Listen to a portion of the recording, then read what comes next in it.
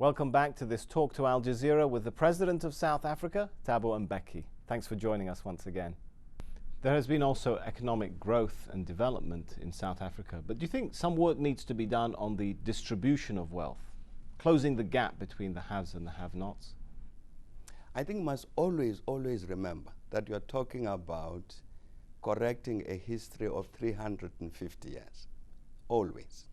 It's important to remember that, because I see sometimes people think that you can correct things that have gone on, wrong things that have happened over centuries, that you can correct them in a short period of time. You can't. And no country in the world can show me that it has.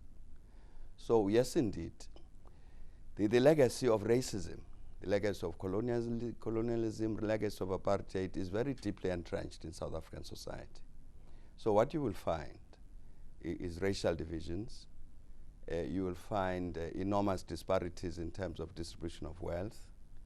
You will find high levels of unemployment, high levels of poverty. You will find social instability represented, for instance, in the incidence of crime. You'll find all of these things. And I'm saying anybody who expected that all of these problems could have been sorted out in a short period of time, after many, many centuries of this problem, would have expected too much. But I'm saying that with regard to all of these things, I think very, very good progress has been made.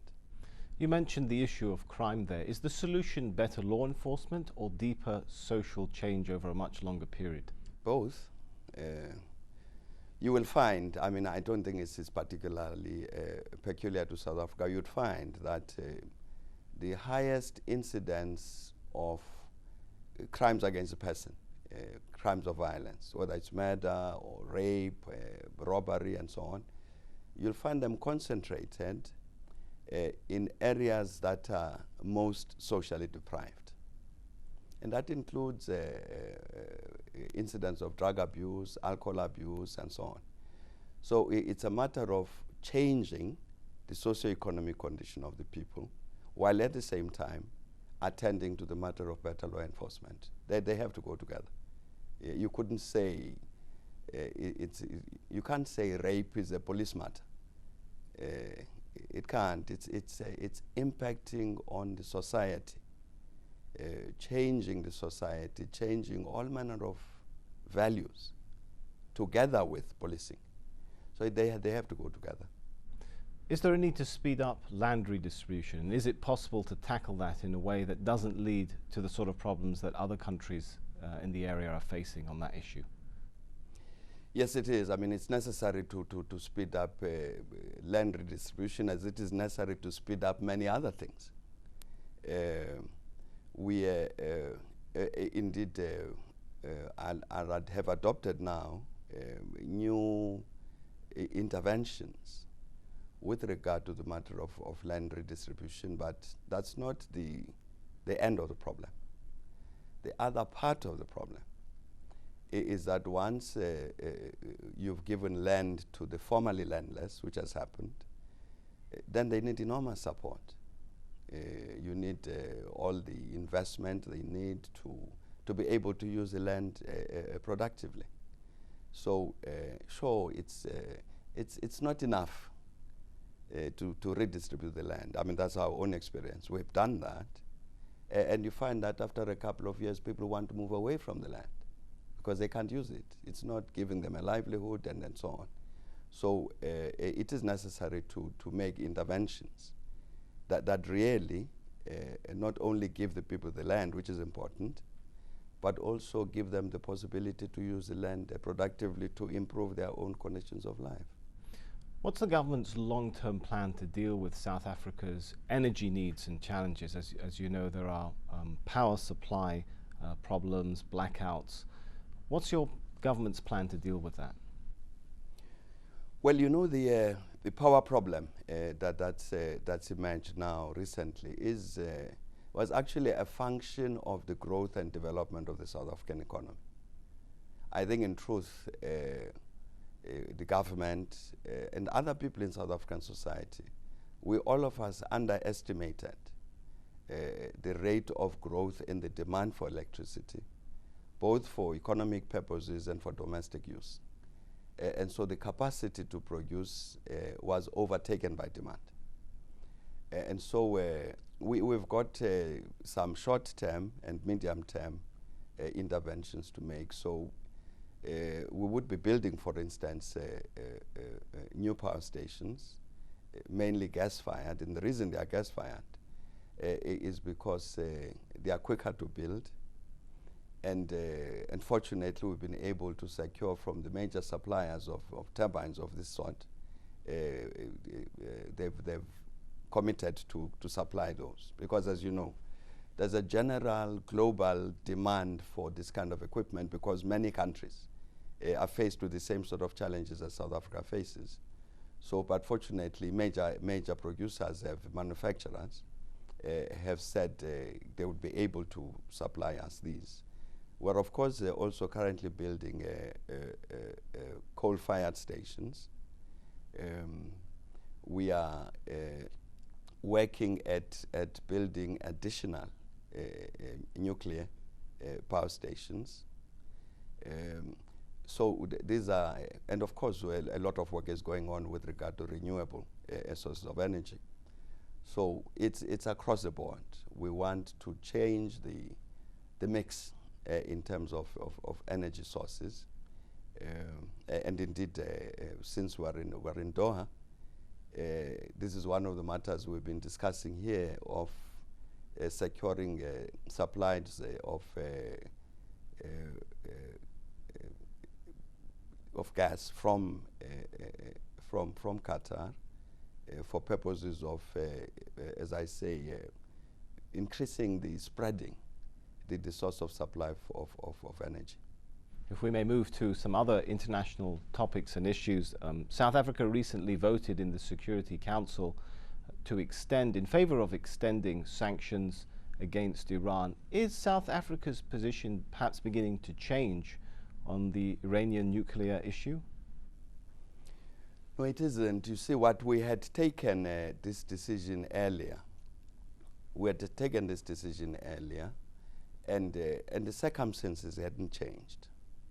And it would have been illogical for us to have taken one position on day one and take another position on day two when circumstances hadn't changed. It remains our view that Iran, indeed in the second resolution we insisted on this and it was included, that Iran should be as entitled as any other signatory of the Nuclear Non-Proliferation Treaty to all the rights that members of the signatories of the NPT enjoy. That includes a development of this technology. But at the same time, which is a matter also that we've been discussing with the Iranians for a long time, or every step needs to be taken to give these reassurances that Iran is not interested in developing nuclear weapons. So we've got to run these things together. And it would be good if we could indeed have these assurances, let everybody be reassured that Iran is not developing nuclear weapons, and indeed reaffirm the guarantees that Iran, as a signatory to the NPT, would be entitled to all the rights that are due to signatories of the NPT. Then there would be no need for any sanctions if we indeed were able to move on those matters. South Africa has good relations with many parties in the Middle East. What do you believe, what's your vision for what should be done in order for peace to be achieved between the Israelis and Palestinians? Well, we supported the initiative, the conference in the United States, which then said let these negotiations take place and be concluded by the end of the year 2008. We supported that. Indeed, we were represented there. Our foreign minister was at the meeting and hoped that indeed would move the process forward. Yeah, I must say, though, that we'd also been very, very happy when the agreement was reached between Hamas and the PLO Hamas and PLO and Fatah, as you remember, when they met in Mecca and decided to form one government and so on, we thought that was a very important development because it's necessary to have that united Palestinian voice in that context. So it would be good if these negotiations could move forward as was visualized and to conclude successfully by the end of 2008. And it would be very, very good indeed if the Palestinian people could act together on this matter. You've worked hard for an African renaissance.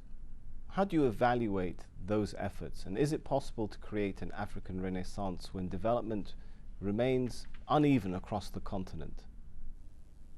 That's precisely why you need an African renaissance. I mean, if there was not that kind of challenge, you wouldn't need it. Yes, no, it is possible. I think that we are moving well in terms of establishing the All Africa institutions, which we need, like the African Union. We're moving well with regard to the matter of the formulation of policy. What is it that we want these institutions to do? So initiatives like NEPAD, the whole range of decisions on a whole number of other matters, we're moving well with regard to that. These are the policy formation processes. And I think what is critically important now is we must really strengthen the implementation institutions on the continent. That's the regional implementation institutions and the continental implementation institutions, because I think we are actually in a position to move forward this whole agenda of the African Renaissance. And we have to do it in any case. I don't think we've got a choice. But I think that given that you are dealing with 53, 54 countries, I think the progress that's been made has been good. President Thabo Mbeki of South Africa, thank you very much for talking to Al Jazeera. Thank you very much.